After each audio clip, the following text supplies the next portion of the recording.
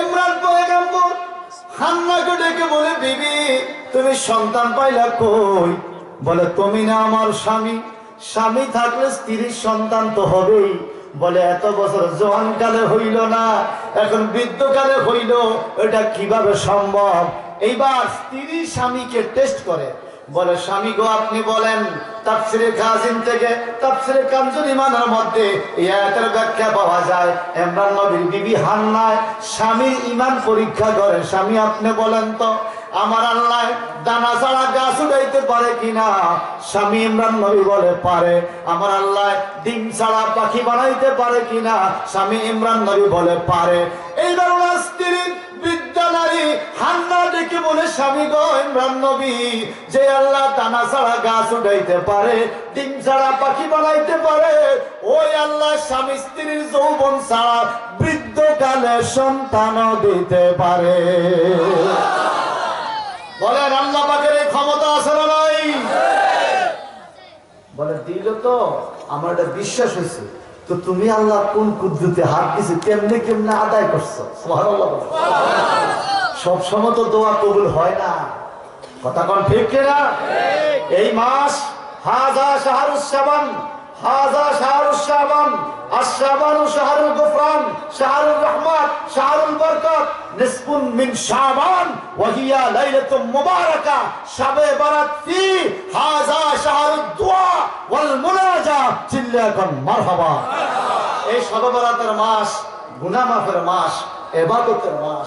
তারপরও দেখবেন কিছু জ্ঞান পাপী মানুষ শাবে বারাতের রাতে আমি একটু মসজিদে যাব, সে শারেক দাদা ফতুয়া দিয়ে রেখে দিয়েছে।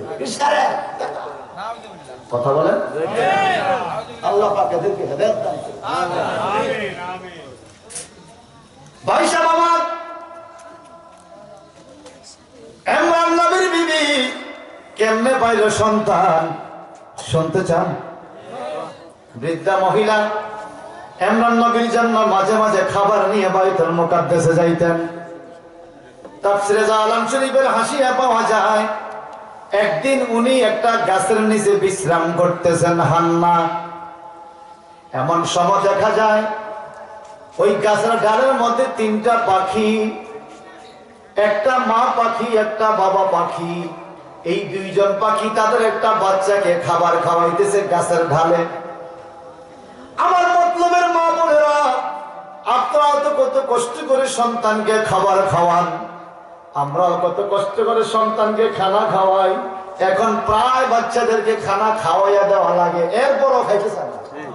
কথা বলেন, আমার বড় ছেলে ক্লাস 10-এ পড়ে, তার আম্মু যেদিন খাওয়াই দিবে সেদিন কি কাঁচা মরিচ শুকনা মরিচ সব খাইবো। যখন নিজে খাইতে দিব তখন ঝাল ইটা সেটা ভাত রাখা দেয়, অর্ধেকও খায় না। কথা বলেন ঠিক কিনা? এরা খাবারটাই ভালো করে এখনো শিখে নাই। একটা জিনিস কিন্তু শিখছে, হাজা জাওয়াল। কথা কম, আমি আপনি যেটা বুঝি না, ওই 7 বছরের ফলা খুঁজছে এরা বাইরে মোবাইল থেকে। আমার ছোট বাচ্চাকে আপনি তুমি বুঝো না, দাও আমি ঠিক করে দিই, আমি বুঝি না, হে বুঝে। এরা এমন ইঞ্জিনিয়ার, এই যে একজন আছে দেখছেন, ছোট ছোট ইঞ্জিনিয়ার, আপনি কিভাবে লক দিচ্ছেন, কেমনে খুলছেন, সে ওই ভিতরের থেকে দেখছে আঙ্গুল কেমনে ঘুরে যেতে পারে, এই ডালাই ঠিক করে দিচ্ছে। হ্যাঁ, আমি লক দিলাম, আমি দেখছি তুমি এমনি ঘুরাইছি। এই খোলারা আবার অঙ্ক করতে দিলে অঙ্ক বুঝে না, এটা বুঝে। এই কথা কোন ঠিক কিনা? লেখাপড়ার মনোযোগ নষ্ট হয়ে গেছে মোবাইলের কারণে। এই জন্য বাংলাদেশ গভর্নমেন্টও এইভাবে আইন করছে, অন্তত 18-20 বছর আগে যেন কোনো বাচ্চা মোবাইল না ধরে। ঠিক না? এখন তো এটা নাই, এখন mobile phone is the second mother of a child. বাচ্চাদের দ্বিতীয় মা হলে এখন মোবাইল। মা কাজ করে, মোবাইলে কার্টুন দিয়েছে, হে হা হা করে আসতে আছে আর চাইতে আছে সারাদিন। আছে না? আমরা নিজে হাতে ধরে আমাদের পরবর্তী প্রজন্মকে ধ্বংসের মুখে ঢেলে দিচ্ছি। আল্লাহ তুমি আমাদেরকে বুঝ জ্ঞান দান করো। সবে আমিন বলেন, আরো জোরে আমিন বলেন।